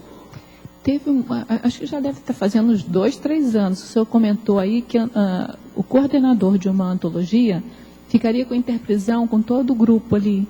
Ficaria, está preso. Está preso. Se ele falar besteira, ou se arranjou coisa errada, o problema é dele. Isso não é o negativo. meu caso com a enciclopédia. Não é negativo necessariamente, né? Pode ser positivo. Não, de qualquer maneira a pessoa está procurando acertar. Só o processo de comunicação que a antologia permite já tem uma boa, um percentual muito grande a favor, né, do organizador. Já é um trabalho de comunicação avançado. Na época eu interpretei como negativo, hoje eu estou percebendo que não é, pode ser positivo. É que você sabe, você tem aquele negócio seu, até passar o gargalo da análise, ela é terrível, ela pensa demais e tem um gargalo. Enquanto não passar naquilo, a gente tem que perguntar, vem cá, ainda está embolou o meio de campo, a hora de sair do meio de campo, vamos ver como é que é. Ela tem que ser. Senão embola. Professor, no caso Pietro Baldi, eu li bastante as obras dele. E no momento que ele estava, poucos pensavam como ele, numa profundidade muito grande, né? Então, se ele fosse fazer com outro autor, muita coisa parece que ele recebeu parapsiquicamente, né? Porque ali tem muita coisa que não tinha na ciência convencional. Mas ele não entendia nada disso. O negócio dele não abrir o jogo com os outros e ficar na torre de marfim pessoal, ele não entendeu nem ele mesmo. As noures dele, o negócio todo dele, ele mostra isso no sistema dele, no livro dele. O que é que se passa? Ele fazia a clarividência viajoura. Mas nem cita esse nome, porque eu não sabia que isso existia. Agora, outra coisa que influenciou ele demais, ele nunca saiu da Igreja Católica. Também sei. E outra coisa, tinha uma mágoa danada com a Igreja, porque colocaram a grande síntese no Index Librorum Prohibitório. Aquilo ele não admitia, aquilo mexeu com ele profundamente. Ele morreu com a mágoa com a Igreja. Ele me falou tudo, eu sei a história toda, falou na frente dos outros. Eu acho, a meu ver, não sei se o senhor concorda comigo, a grande síntese supera a Gênese de Allan Kardec, né? Sim, uma opção de coisa. Né? Mas veja, tanto uma quanto a outra tem bobagem. Cada época, isso já está obsoleto. Por exemplo, a Gênese de Allan Kardec tem uma bobagem enorme lá, que é aquela uronografia geral do universo. Aquilo ali é coisa da vida anterior do Camille Flammarion. Camille ele fez baseado tudo no isso Camille aí, Flammarion. Né? Então, veja, já estava furado mesmo a Gênesis, está cheio de coisa furada. Agora, na questão da grande síntese, tem muito furo de ciência. Já teve gente que andou estudando isso, fez análise crítica do processo. É que eles não difundem muitas críticas, só falam a favor. Os espíritas aí no Brasil, e essa turma que criou aí a fundação, o Baldi, né? Agora aqui. É possível desenvolver encapsulamento após alguns anos trabalhando com a mobilização básica de energia antes de iniciar a TENEPS? É possível, sim, por que não? Agora, é uma perda danada de tempo, né? Vamos com calma, precisa examinar isso. A Carta de Saquarema pode ser considerada uma obra policármica? Depende. A carta foi feito livro? Como é que é? Ou é apenas um manifesto? Manifesto é manifesto. É o manifesto comunista, o manifesto não sei de quê. Manifesto tem um manifesto até do Unabomba. O manifesto do Unabomba é terrível. Valdo. Você sabe, né? Eu já, numa abertura, eu trouxe, falei aqui sobre o Unabomba com os dados todos. Né? A carta está aqui, ó. Aqui, ó. A carta de Saquarema. A carta de Saquarema. Pois é, isso aí não, isso aí é manifesto. Se tiver o dia que aparecer aí um livrão sobre o assunto, aí é que a gente vai ver. Manifesto é qualquer um, é um abaixo-assinado, é manifesto. Manifesto comunista, manifesto do Unabomba, tudo é manifesto. Faz parte. Abaixo-assinado. Mas há desdobramentos. Já vai ter um evento agora só sobre a paz, em Saquarema. Não, vamos ver quando é que sai um livro. Você vê o livro, como é que é a minha pergunta? Esses são os colégios invisíveis. Pois é. Da cosmoética. Vamos ver. Tudo nós vamos chegar lá, viu, Isabel? Vai aparecer muito livro aí. Vai chegar um dia que nós vamos publicar aqui, 7 livros diferentes, no mesmo ano. Você vai ver, pode esperar. Vai aparecer aquele monte de uma vez só. O dia que arranjar mais dinheiro aí, então, vocês vão ver. O dia que tiver mais verba positiva para isso, nós vamos lá. Você sabe, tem gente aí que quer fazer uma ONG para ajudar a gente com o processo de livro, né? Sabe lá se um dia não vai aparecer isso? Tudo é possível. Não, a gente já gasta muito dinheiro aí com o processo de comprar livro. Vamos ver o que dá, né? O livro ainda não vai morrer. Se todo livro fosse tudo dado, né, grátis, aí na internet seria bom, mas Eu não acho que tudo vai chegar lá tão cedo, isso não vai demorar.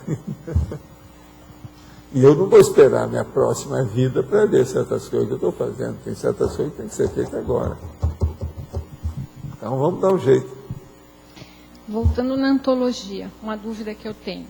Por exemplo, eu estou lá com alguns artigos para a gente fechar uma antologia da paradireitologia. Mas aproveitando esse exemplo do manifesto, existe aquela tendência, principalmente nossa, do direito, de querer colocar os conceitos da Conscienciologia dentro desse direito intrafísico que está aí. Então, às vezes, as pessoas chamam de paradireito, que na verdade é um direito mais ético, é o direito que deveria ser na intrafisicalidade normalmente. Como é que a gente sai dessa em termos de responsabilidade? Espera um pouquinho mais, matura mais. Toda vez que você tiver dúvida, não faça nada. Essa que é a orientação. Na dúvida, se abstenha. Porque na verdade a gente está segurando um pouco para poder maturar um pouco mais a ideia. Queria aproveitar o gancho do paradireito. Uma vez numa tertúlia você citou que as pessoas que estudavam paradireito começavam a desenvolver mais o parapsiquismo. Tá? Qual que é a relação? Queria entender mais isso. Por que o estudo do paradireito acaba desenvolvendo mais o parapsiquismo? Olha só, vê se tem lógica para você. A hora que a pessoa começa a estudar o paradireito, ela transcende a média de pensamento vulgar, medíocre que tem por aqui. Na hora que ela transcende, ela fica diferente. É aquele negócio, o sol, na hora que começa a dar aqueles efeitos extras. E isso vai fazer o quê? Vai fazer evocação e atrair personalidade mais avançada.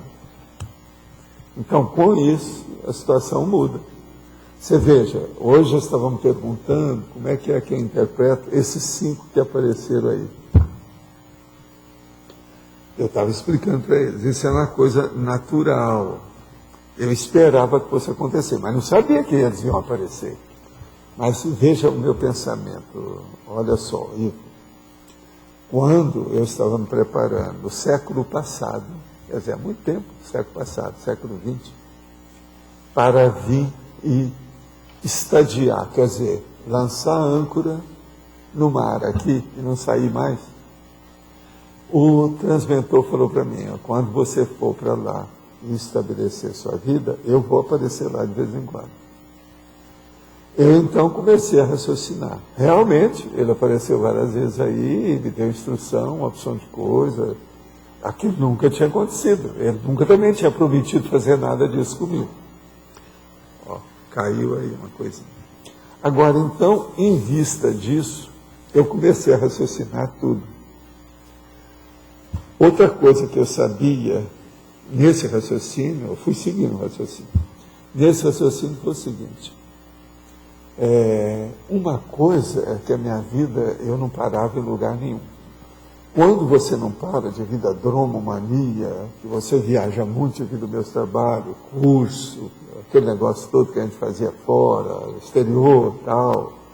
Os últimos anos, por exemplo, da década de 90, a opção deles teve ano que eu passei mais de 6 meses fora do Brasil. Então, eu sabia que uma coisa dessa não fixa a sua pessoa, o seu trabalho.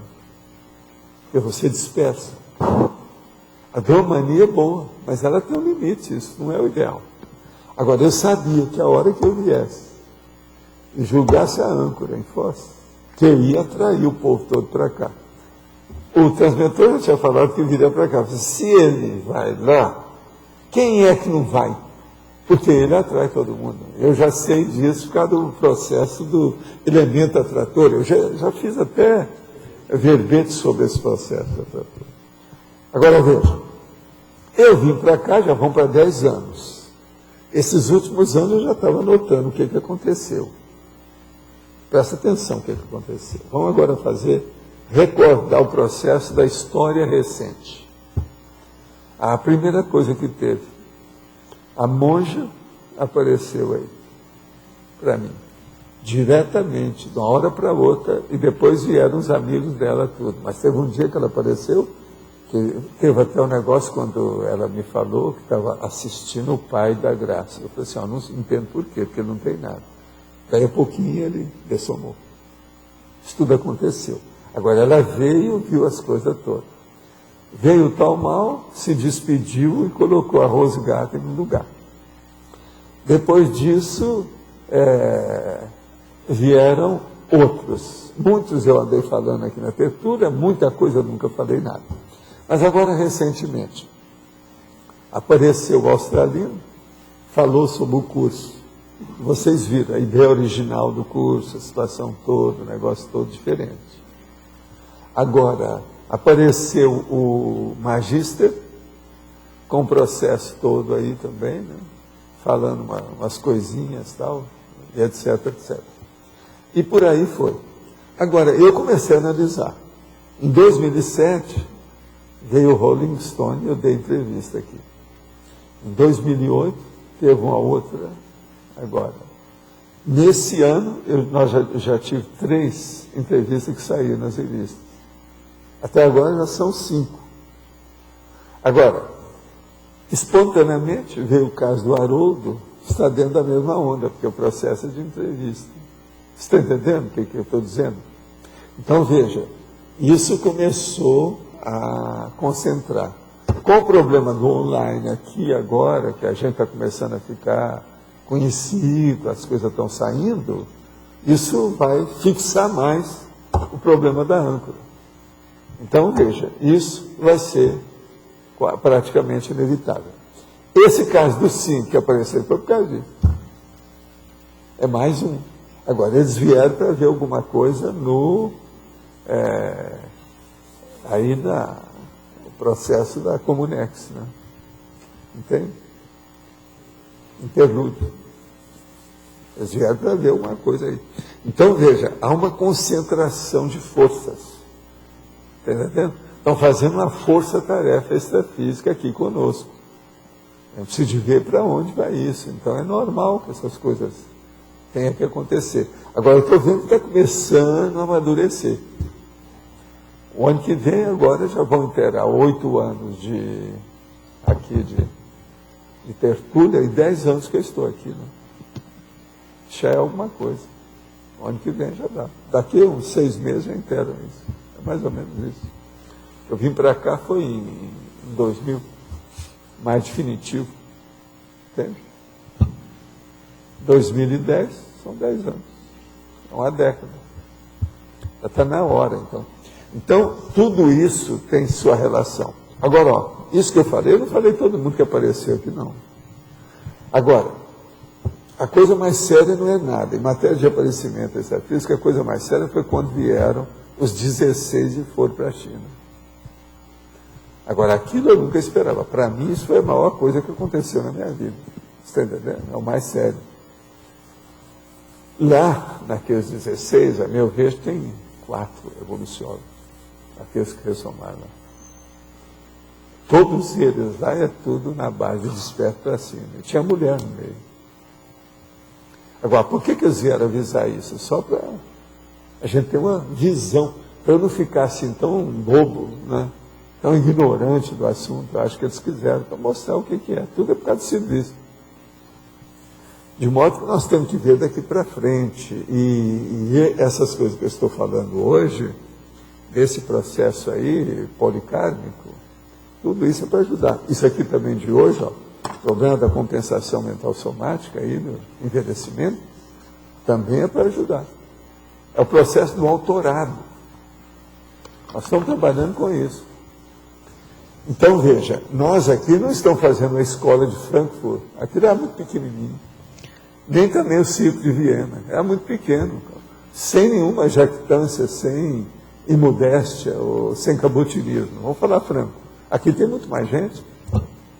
E os assuntos que nós tratamos são muito mais importantes que aquilo. O assunto que nós tratamos aqui é cosmoética, é evolução, é a sua vida, é o seu destino. Não são aquelas coisas lá filosófico-literárias que eles lançavam mão disso com tanta força. A situação é muito diferente. Então você veja o núcleo intelectual que está sendo criado aqui.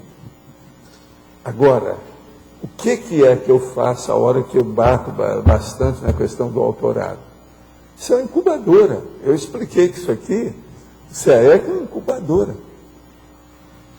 Professor Valdo, tem relação com a década do FIC, que agora em outubro de 2009 vai estar fazendo 10 anos que o senhor apresentou pela primeira vez a reurbanização, né, todo aquele livro.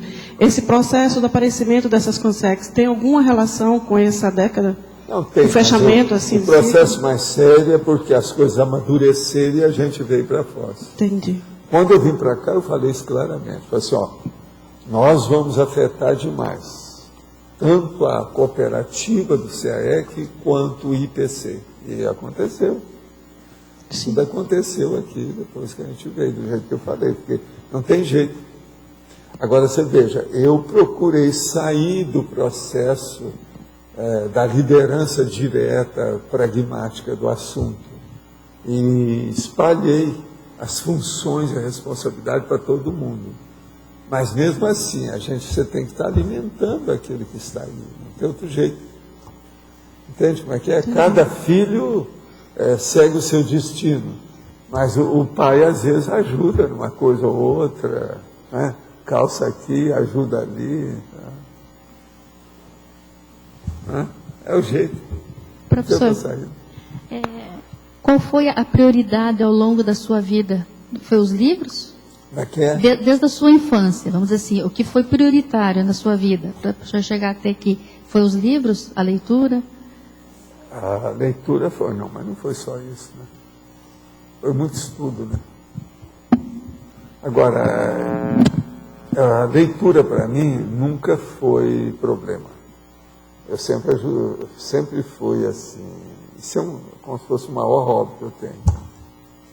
Agora, o processo de pesquisa, de estudo, nunca foi problema também para mim. Isso não é nada, eu me divirto com o estudo. Você está entendendo como é que é? Agora, o que eu vejo, no meu caso, é arrostar certas dificuldades. Por exemplo, uma das coisas mais difíceis que eu fiz foi o processo da do Rio com as empresas e o que é que me pediram para fazer. Que aquilo é uma coisa incompreensível, muito difícil do povo entender. E eu tinha que entrar lá, porque eu pertencia há muitos anos a uma fundação que fazia assistência a um monte de gente. E a pessoa que me pediu para participar era uma coisa seríssima. Agora, na hora que eu ia participar, aquilo lá ia criar problema com a minha imagem, a minha situação social, a situação toda. No entanto, eu não recusei. Não, se tem, nós vamos lá. Agora, o negócio era tão sério que no início tentaram me matar. Foi o que aconteceu com o meu acidente, foi isso. Agora, a gente conseguiu chegar no fim de tudo que foi feito. E outra coisa, isso aí era aparentemente um trabalho secundário. Não estava dentro da linha mestra do meu serviço. No entanto, era um percalço, uma vicissitude, no caso, um pré-requisito, que eu teria que pagar alguma coisa, acertar, sei lá o quê. Alguma coisa tinha que ser feita.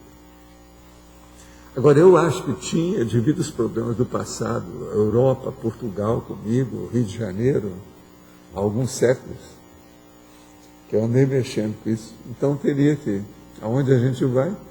E outra coisa, para eu ficar livre também das coisas aqui, não precisar de amanhã ter que renascer aqui de novo.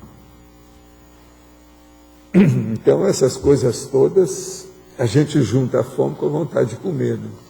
Você vai colocando aqueles serviços secundários, os bicos, que é o problema da atividade meio e atividade fim. Entende? Isso tudo é atividade meio. Agora, a atividade fim, que é o processo que culminou com o meu problema da enciclopédia.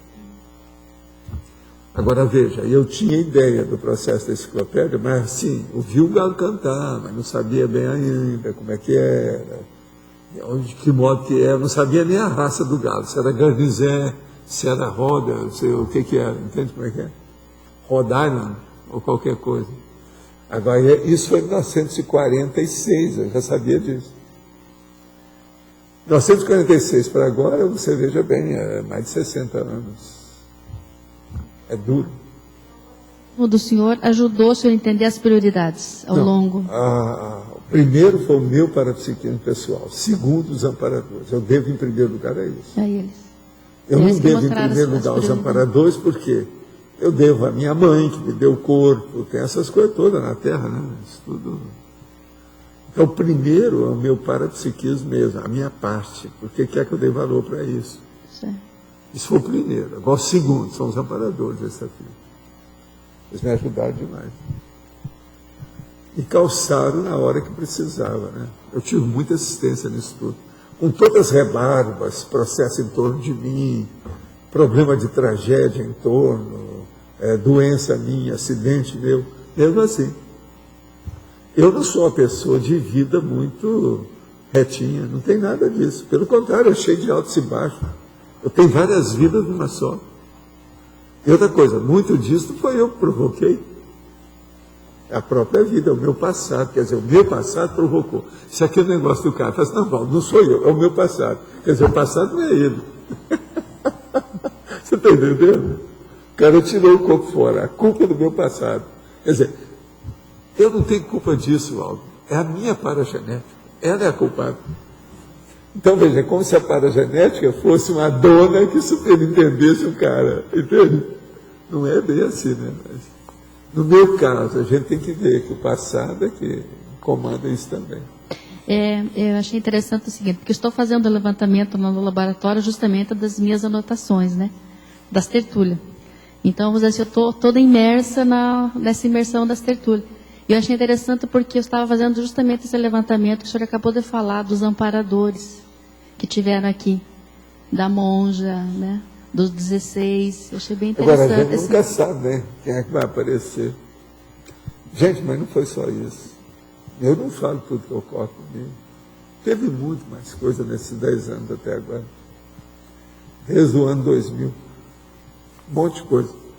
Agora, eu sabia, por duas coisas, eu já desconfiava que fosse acontecer coisa desse sentido, mas não sabia o quê. Primeiro, foi quando apareceu os 16, eu falei assim, se apareceu isso, é aquele negócio. Se aconteceu mais, vai acontecer o menos. Está na cara. Agora, segundo, foi a hora que foi depois disso, que o transmentor falou, eu vou aparecer lá com você. De vez em quando eu vou lá para ver como é que está. Agora, até que ponto talvez que eu não tenha falado isso para me dar o problema da responsabilidade? Não. Eu tenho que preparar tudo, limpa aí, não deixa isso não, limpa aquilo ali, porque pode aparecer em qualquer hora. Nunca se sabe, né? Quer dizer, eu vou ter uma inspeção, tem uma fiscalização à vista, né? Vai ter uma incerta. A gente nunca sabe quando é que vai aparecer um incerto. Vamos ficar de olho, né? Mas esse povo que apareceu aqui é do passado do senhor também, né? Lógico, o senhor tem que ter uma afinidade com esse povo que apareceu, esses amparadores. Pois é, mas eles têm uma afinidade com o senhor do passado. Veja, porque eu nem nunca falei neles para, vamos dizer, respeitar a situação. De uma hora para outra os caras aparecem. Aí eu falei primeiro eu falei com o enumerador, como é que é? Você acha que eu posso falar esse negócio de questão aqui? Não pode falar, pode falar. Pode abrir o jogo. Eu nunca falava neles. Vocês nunca viram eu falar nisso. De propósito. Agora, é gente boa, que eu conheço bem há muito tempo, alto nível. Agora, eu pedi uma coisa para eles, né? Hoje eles me perguntaram lá embaixo, eu abri o jogo. O que eu pedi para eles foi para ver se ajuda o Vicente Lopes Pérez, que foi o meu preceptor, porque o Vicente Lopes Pérez, depois que ele dessomou, eu não encontrei com ele, eu não sei o que aconteceu com ele. Ele era uma personalidade muito forte, muito rígida. Eu não sei se teve alguma coisa, algum processo de família, algum negócio. Como ele já dessomou há algum tempo, mas eu pedi para ele dar uma ajuda. Qual o critério que o senhor usa para pedir para determinadas pessoas? Tem que ter algum critério que o senhor utiliza, né? E sempre que esse povo aparece, tudo dentro o senhor pede para os outros, né? O Vicente Lopes Pérez era preceptor igual a esses 5. Só que tem que ir intrafísico. Tudo colega. Eles não podem reclamar de nada. É tudo em casa. Os colegas ajudam entre si, né? Se os colegas não se ajudar, quem é que vai ajudar quem? Ou quem é que faz ajuda com quem? Como é que é isso? Uma pessoa vai fazer assistência, se ela não ajuda nem os colegas dela, ela ajuda quem, então? Então, aqueles mais evoluídos, o senhor pede para aqueles que estão numa situação de minha filha, a vida inteira é isso, a gente vê. Agora, o meu pedido não é um pedido assim, lacrimoso, não, sei, de uma alto nível, joelho na frente da pessoa, faça assim, não tem nada disso. Assim, ó, tem jeito de vocês fazerem interferência nessa personalidade, por causa disso, você sabe o que é. Pode falar um pouco mais das vantagens dos cabelos brancos, segundo a linha da fatologia? Pode falar também sobre vantagem da barba, o bigode, no âmbito social, se houverem? No caso da hipominésia, penúltima linha da fatologia, ela poderia ser compensada com processo parapsíquico da descoincidência e rememoração a partir do paracérebro? Essa rememoração extrafísica pode ser compensadora prática do dia a dia? Primeira coisa, vantagem dos cabelos brancos. Eu, por exemplo, quando a gente fez lá o Instituto, eu já falava com o povo, assim, ó, tem certas coisas realistas que eu falo, que vocês que são jovens não têm ainda gabarito para falar isso. Eu posso falar que eu tenho cara de avô. Eu tenho mais força presencial de avô do que a média de jovens que estão aí. Eles não podem falar certas coisas. Por exemplo, a impactoterapia, do jeito que eu falo. Então, isso é uma vantagem enorme que eu tenho. Agora, existem umas vantagens difíceis, que eu não estou explicando aqui, mas que eu já falei aqui em tertúlias anteriores. É o seguinte, há um processo que, com o passar da idade, aparentemente é uma coisa boa, mas é uma coisa ambígua, difícil. É o seguinte, tem um monte de casos que às vezes eu quero contar para vocês que eu evito. Por quê? Eu não tenho mais testemunha. Todo mundo já morreu. Se eu vou explicar, os caras vão falar, não, isso eu estou inventando da cabeça dele, porque ele não tem mais testemunha nenhuma, não existe mais nada. Os caras todos já morreram. Isso é um problemão para a gente. Você está entendendo? A gente tem que saber. Agora, conforme o caso, quando vale a pena o conteúdo, eu às vezes exponho o que você vai fazer. Então, veja, há umas vantagens dos cabelos brancos devido o processo da maturidade e da força presencial que a pessoa pode ter com isso. Eu, por exemplo, a hora que fixei a minha personalidade com barba e roupa branca, foi para chancelar isso aí. Gente, eu sempre pensei o seguinte, quem está na chuva é para quê? Para molhar. Eu não tenho nada para esconder, então por que é que eu não vou definir a minha pessoa? Estou certo ou estou errado? E não. Outra coisa, já que eu estou nisso, uma coisa muito séria que o cabelo branco e essa minha condição, que eu criei um tipo para isso, tem me ajudado muito. Eu rodo, eu estou dentro da minha linha, não tem jeito de eu sair. O povo vem para mim, mas vem para a minha linha. Eu não preciso ficar na linha dele. Vocês entenderam isso ou preciso explicar mais? Está explicando? Veja bem. Eu criei um tipo, barba branca, roupa branca, a minha idade, a condição toda, do jeito que está aí. Agora, veja, tem uma cara de Papai Noel com cara de vovô. Então, veja, eu não vou mudar isso. Nenhuma pessoa vem atrás de mim para um processo, por exemplo, me chamar para um botequim. Cedo ou tarde eu não preciso estar dando contra, estar recusando. Você está entendendo o que eu quero dizer? Eu já defini uma posição da história. Isso são os cabelos brancos. No meu caso, isso funciona a grande, em alto nível, muito sério.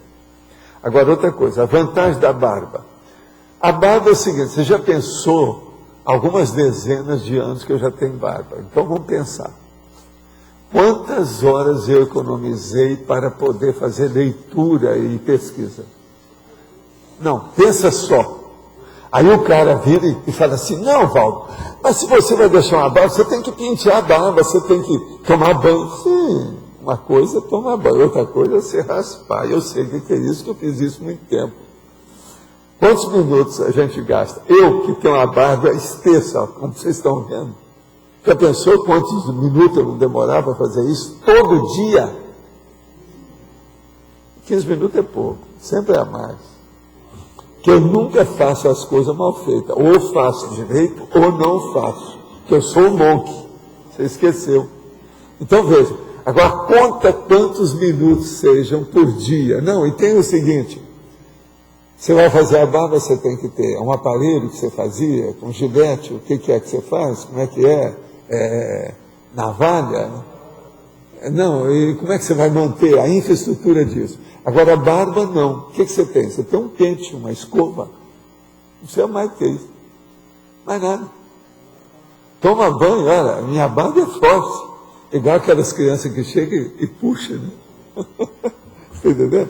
Você sabe que eu já usei microfone na barba, né? Funcionou, né?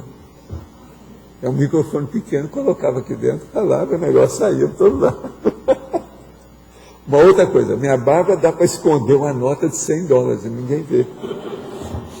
Entende? Isso aí é importantíssimo. Entendendo?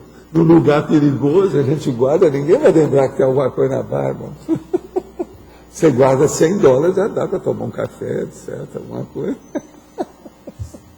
Mas então, de modo geral, a coisa é essa. Agora, no caso da hipognésia, ela pode ser compensada, sim, com a rememoração e o processo da pessoa usar as energias dela. Usando as energias, a Consim, ela desenvolve o parapsiquismo. Desenvolvendo o parapsiquismo, ela vai bater cedo ou tarde nos atributos mentais somáticos. Chegando lá, ela vai desenvolver mais o processo da memória. Isso vai bater na retrocognição. Então aí pode vir, com o tempo, vem o problema da euforia, da primené, do extrapolacionismo, o cipriene, tudo pode acontecer com a pessoa. Professor. Ok. A gente poderia resumir ou tentar sintetizar que uma das técnicas mais importantes para a gente poder ter essa compensação mental somática seria o processo do domínio energético e do estudo em si. A gente poderia dizer que essas duas coisas, domínio energético e os estudos, gerariam essa maior compensação mental somática ou não? Seria muito simplista? Eu penso que o domínio energético e parapsíquico é o primeiro. Segundo, é o percentual de tempo que a pessoa se dedica à pesquisa, ao estudo, à leitura, à investigação. E, junto com isso, é lógico, fazendo o registro dessas coisas para que haja uma manutenção o tempo todo daquilo que a pessoa está trabalhando. Então, a pessoa, ela não pode confiar apenas na memória para guardar se a pesquisa dela é muito abrangente. Tem que registrar isso aí. Então, seria assim, colocar na rotina útil, nos hábitos sadios, colocar essa questão do domínio energético, parapsíquico e dos estudos. Isso aí é a pergunta do Pedro. É o Pedro que me fez a pergunta. Como é que é a pergunta do... Faz aí a pergunta que eu vou responder agora para todo mundo, como eu respondi para você. Ele fez uma pergunta. Vocês não têm aí microfone? Você lembra da pergunta que você me fez aí? Aqui embaixo. Desde quando você usa o turno intelectual? Desde com que idade começou? Quando que você conseguiu estabelecer, começar? Você entendeu essa? O turno intelectual. Você já leu aquele verbete? Agora veja. Eu já fazia isso, mas assim, esporadicamente. Dentro de períodos. Por quê? Por causa do processo de viagem, trabalho e outras requisições que eu tinha na minha vida. Agora, por exemplo, às vezes, conforme a situação, eu conseguia fazer o turno intelectual, às vezes muitas semanas, às vezes um mês, 2, 3, dependendo do lugar onde eu estava. Eu cheguei a fazer o turno em boa situação até nos Estados Unidos. Você está entendendo? Miami, período que eu passei lá maior, mais amplo. Quando eu trabalhava lá na Barnes & Noble, e todo dia eu ia para lá para escrever e via tudo que havia lá dentro da própria livraria. Isso tudo eu fiz, mas agora, lá no Rio, tinha períodos que eu fazia assim grande. Por exemplo, período de carnaval. Eu sempre agradeci muito o carnaval do Brasil, principalmente do Rio. Porque era um período que eu podia me dedicar ao processo, era muito sério. Isso me ajudava demais. Mas agora, do ponto de vista continuado assim, foi depois que eu vim para Foz, porque isso já era o meu plano, né?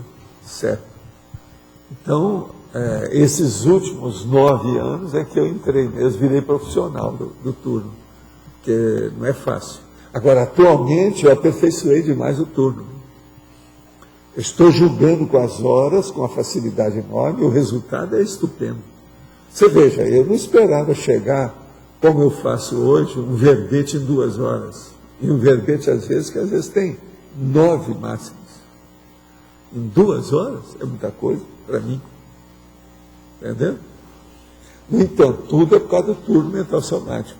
Agora, eu fiz de uma tal maneira que eu estou melhor do que tudo que eu tinha no Rio. A casa que a Graça arranjou para a gente, eu e ela fazendo essa casa, ela funciona demais para mim. Eu não troco a casa por todo esse palacete de vocês.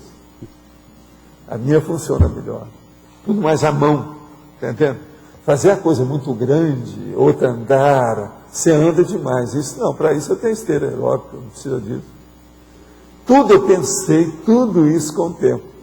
Muito embora improvisando, porque essa casa é a 5ª que nós fizemos, porque tudo foi feito, né?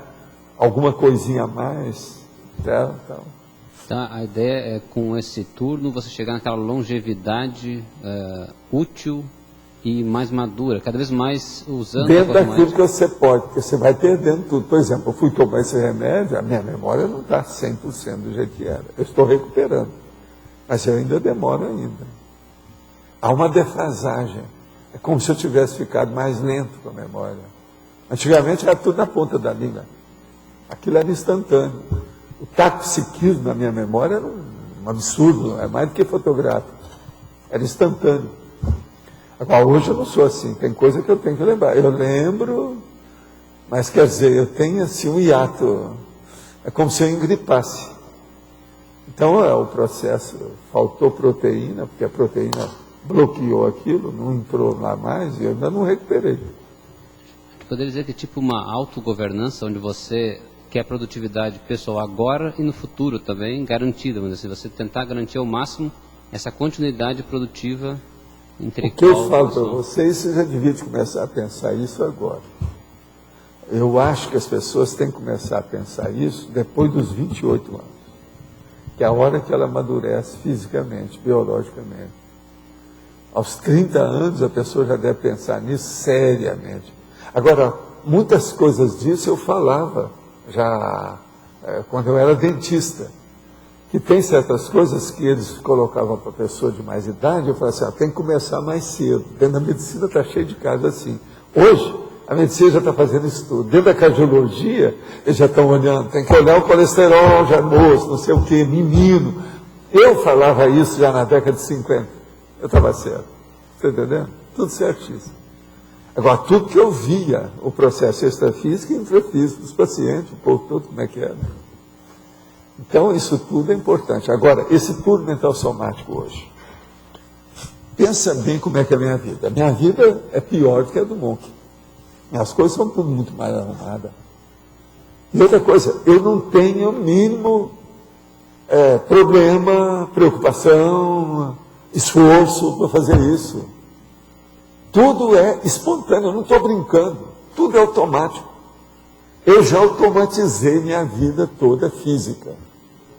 Agora, está tudo automático, mas a minha cabeça nunca automatizei nada. É uma liberdade absoluta. Expandi o negócio para poder pensar. Agora, eu sei tudo o que tem. Mas agora, por exemplo, vocês aí juntaram a opção, aí vocês me deram aquele relógio bonito, que tem cor. Mas aquilo exige muita energia. Então, o que se passa? Eu estava lá, a Graça se interessou, gostou demais. Eu coloquei no escritório dela. Mas ela ficou lá, eu não sei o que foi que deu nela, não sei se alguém fez alguma observação, qualquer coisa. Ela quis tirar, colocou na sala nossa de jantar. Na hora que colocou, começou a puxar a força demais, queimou as lâmpadas todas em cima da área. Que ela deixou a noite toda o negócio. Agora, eu tirei lá e falei com ela, tem que tirar daqui. Ela colocou lá num canto, nós estamos lá, o negócio está ali. Mas agora veja, ela olha tudo também que eu faço, ela quer me ajudar em tudo. Mas é que as coisas estão tão acertadas que não tem mais jeito. Então veja, eu tenho relógio 2 no escritório. Tem relógio no meu quarto, na cabeceira. Presta atenção. Tem relógio no banheiro.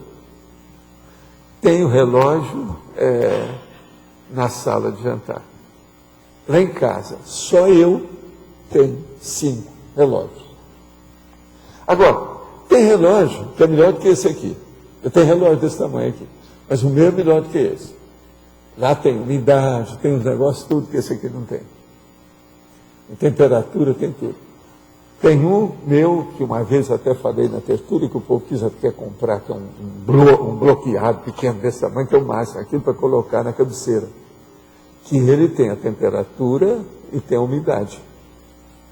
Então, por exemplo, eu não gosto de ficar no meu quarto quando a umidade vai para 88. Isso não faz bem para a gente, esse negócio é ruim. Esses dias, por exemplo, estava 88. Agora começou a chover, quando começa aquela chuva com o processo do vendaval, aumenta a umidade por aqui tudo. E lá em casa, como é tudo cercado de verde, aumenta mais ainda. Aí eu tenho que tomar uma atitude. Aí eu ligo o fardão lá, em pouco tempo o negócio muda tudo.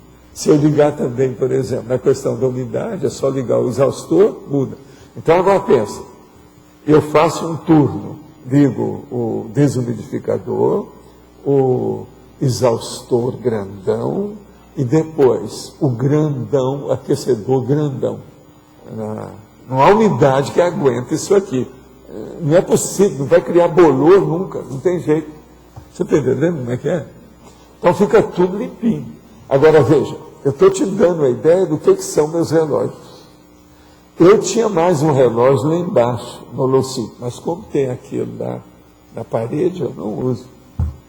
Agora, por exemplo, no escritório, eu tenho um aqui embaixo e tenho um lá em cima, que você vê na hora que você passa, porque às vezes eu não preciso ir na mesa para ver horário ou qualquer coisa. Agora, horário para mim é uma coisa séria. Por quê? Eu vivo pela circunstância do relógio. E há muitos anos eu não uso relógio aqui. Por que eu não uso relógio aqui? Cadê a hipertensão? Se eu colocava o relógio aqui, na época que eu estava passando mais da hipertensão, começava a bater o coração por causa do relógio. Aquele negócio, sabe, é igual a orelha. Na hora que você dobra a orelha, começa a bater, bum, bum, não dá, né? Então eu nunca mais usei relógio na vida, relógio pulso. No seu caso, aí seria o detalhismo extremo, mas sem perfeccionismo. Sei, mas veja, esse detalhismo, eu nem vejo que ele existe. Você veja, eu já contei aqui o caso do Loss comigo. Loss começou a trabalhar mais comigo, lá, aquele negócio todo, o escritório, aquela coisa toda. Ele começou a ver que eu tenho um monte de técnica que eu nunca escrevi, nunca falei, nem nada. Tudo, eu sei qual que é o melhor, que rende mais para mim. Pode ser que você vai fazer, não vai render para você, mas para mim rende. Então veja, agora, o detalhe do relógio é apenas um. Pensa bem nos outros aparelhos, o modo que eu uso. Por exemplo, tem gente que fala que eu sou exigente, que é o negócio, por quê? Eu só uso papel carta, letra. Eu não uso A4. Eu só uso esse tipo de pasta de plástico. Eu não uso aquela de fino, que é muito mais fina, mas é de pobre. Você está entendendo? Essa minha aqui, ela é mais grossa, mas é de rico. Rico, eu estou falando, mental somático. Veja, eu sou contra esses plásticos. Mas eles existem no Brasil. É o que tem aqui, que funciona mais, porque isso aqui é muito difícil de degradar. Estados Unidos já não usa isso há muitos anos. Agora, eu ia viajar para os Estados Unidos, eu levava aquele monte de pasta. Eu não ia, eles não tinham igual a gente. Então, veja, eu dentro do processo de técnica, isso é que você tem que começar a pensar. Desde rapazinho eu comecei a estudar o que é utilitário, o que é a coisa prática, utilitário. Eu sou uma pessoa prática. Toda máquina que eu uso para tirar partido dela. Ela tem que ser útil a alguma coisa, senão eu não uso. Você não vai achar nada meu que não tenha utilidade. Por exemplo, eu vou mostrar para vocês, isso é minha chave. Isso aqui é o melhor que eu achei para você usar. Os caras falam, isso é brega. Fala assim, e a vovozinha, o que eu tenho que ver com isso? Não tem nada a ver com isso, se é brega, se não é. Outra coisa, isso aqui é lâmpada. Ó. Isso aqui é bom, quando você está no lugar, está tudo escuro, você tem que ver o processo da chave, uma coisa qualquer. Agora veja. Essas são as chaves essenciais que eu uso, não são todas. Mas tudo estudado, não tem jeito. Aqui, ó, tudo é estudado aqui. A colocação de cada chave aqui tem uma razão de ser. Ela não foi colocada à toa. Tá vendo? Tem uma ordem. Tudo meu é assim. Então o monge, coitado, já era. Eu ganho dele longe. Sempre. Não, quem me conhece sabe disso. Eu nunca erro nada, eu sei tudo o que é. Agora veja, eu tenho muito mais chave que eu uso, aquilo que tem, mas essas aqui que são as essenciais, eu não posso ficar sem isso. Agora aqui tem aqui tem holociclo, tem meus dados, tem aqui, ó, o tertuliário, essas coisas todas. É a vida. Agora, tudo meu eu encaminho de tal maneira que fico mais prático.